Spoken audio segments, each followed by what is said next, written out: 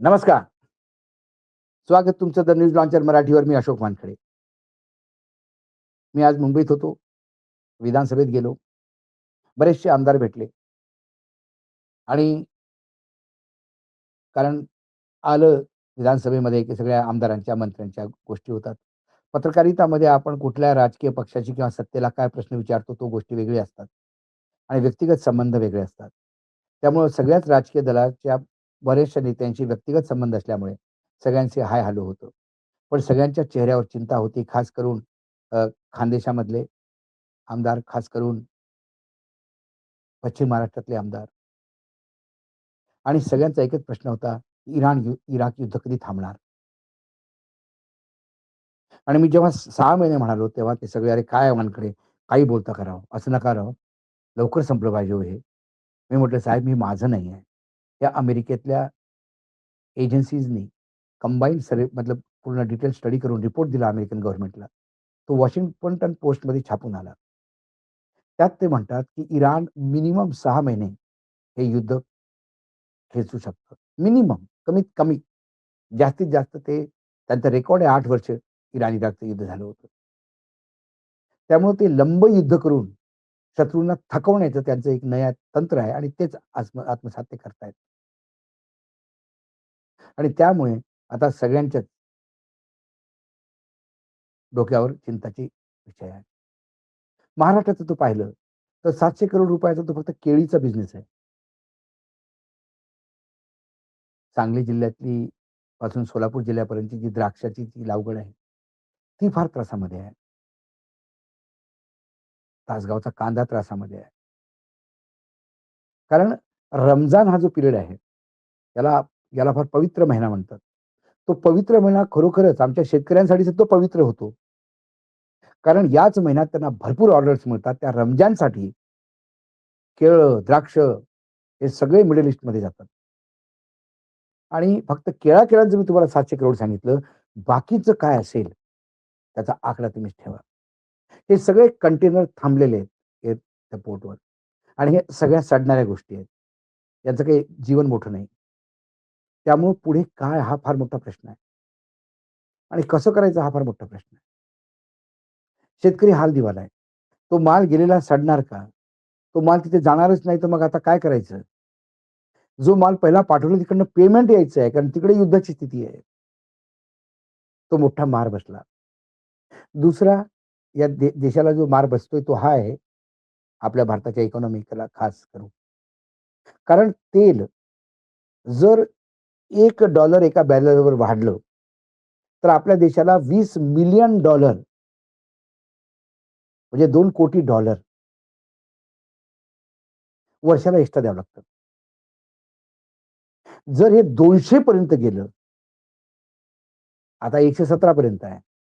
10 दिवसाच्या युद्धात ते 117 वर पोहोचलं. 25-30% वाढलं. या स्पीडनं जर 1-2 महिने राहिलं युद्ध, तर हे तर 200 पर्यंत जाईल. त्यामुळे आपल्या देशाला किती मोठा झटका बसेल डॉलर देण्याचा.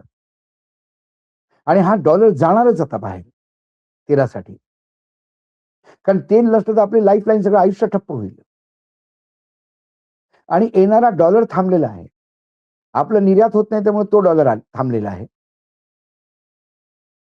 आखाती देशातून तिथे बरेचसे भारतीय आहेत, करोडो भारतीय आहेत. ते बिचारे कमवायचे पैसे आणि आपल्या भारतात पाठवायचे. ते डॉलर भारतात यायचे.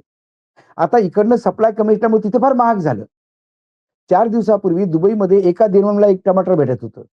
टोमॅटो हा तिथे मतलब भयानक त्रास झाला.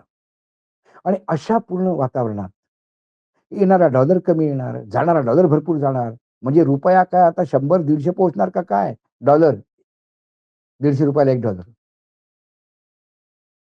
आणि ह्या सर्वांच्या चिंता आमदारांच्या चेहऱ्यावर आहे, सरकारच्या नाही. दिल्लीची सरकारला ज्याला चेहरा करायला पाहिजे, तेव्हा जेव्हा आज हे लोकसभेमध्ये चर्चा होते, की त्यांनी सांगितलं नाही त्या लोकसभेच्या स्पीकरच्या विरुद्ध अहो तो 2 दिवसांनी पण होईल ना. कुठे एवढं मारामारी चालली आहे? पहिले देशाची काय स्थिती वाईट होते त्याच्यावर तर काहीतरी चर्चा व्हायला हवी.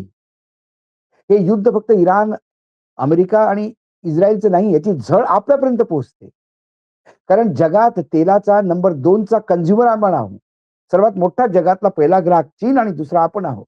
चीनला इराणकडनं तेल मिळतं, चीनला रशियाकडनं तेल मिळतं, चीनला काहीच प्रॉब्लेम नाही. आणि त्याचं तेल अजूनही चालू आहे. तो हार्मोज जो जलडमरू मार्ग आहे, तिथनं आजही चीनचे जहाज जातात, रशियाची जहाज जातात. भारताला कुठनं? अमेरिकेपासनं. आता म्हणे 10 दिवसाची म्हणे तुम्हाला ते 30 दिवसाची तुम्हाला त्यांनी सांगितलं रशियातनं घ्या बाबा. हे आपल्या बापाने आपल्याला परमिशन दिली. जा रे बाबा. हो बाबा फार आपण ते पण कशी दिली? जे टँकर लोड आहेत तेच येणार. नवीन ऑर्डर नाही द्यायच्या तुम्ही. म्हणजे अमेरिका रशियाकडनं सामान घेऊ शकतो, अजूनही घेता येते. अमेरिका चीनकडनं सामान घेऊ शकतं. फक्त भारताने घेतलं की अमेरिका डोळे वटारतो आणि आपण त्याला घाबरून शेपटी घालतो आतमध्ये. आणि हे चिंता भाजपाच्या किंवा शिवसेनेच्या किंवा काँग्रेस या अशा पक्षाच्या बद्दल बोलत नाही मी. सगळ्याच पक्षाचे आमदार त्या भागातनं आलेले आहेत. ते म्हणे फारच बेकार स्थिती आहे साहेब, शेतकऱ्यांची आमच्या लय त्रास होईल हा जर वाढलं तर युद्ध. बरबाद होऊन जातील आमचे. ही वस्तुस्थिती मी डोळ्यांनी पाहिली. आणि ते युद्ध काही कमी होणार नाही. ते युद्ध आता वाढताना दिसतंय मला. कारण खेमेनीच्या मुलाला जेव्हा तिथे सर्वोच्च हे बनवलं, सुप्रीम लीडर बनवलं. त्यानंतर पुतीनपासून सगळ्यांनी मोजतबा, त्या मुलाचं नाव मोजतबा खेमेनी. त्याला जेव्हा सुप्रीम लीडर बनवलं, तेव्हा इराण आणि अमेरिकेने लगेच धमकी दिली, की यालाही आम्ही मारू. अहो त्याच्यासाठी लाखो लोक रस्त्यात उतरले. हा तिथला इराणचा व्हिडिओ आहे. हा पहा तुम्ही.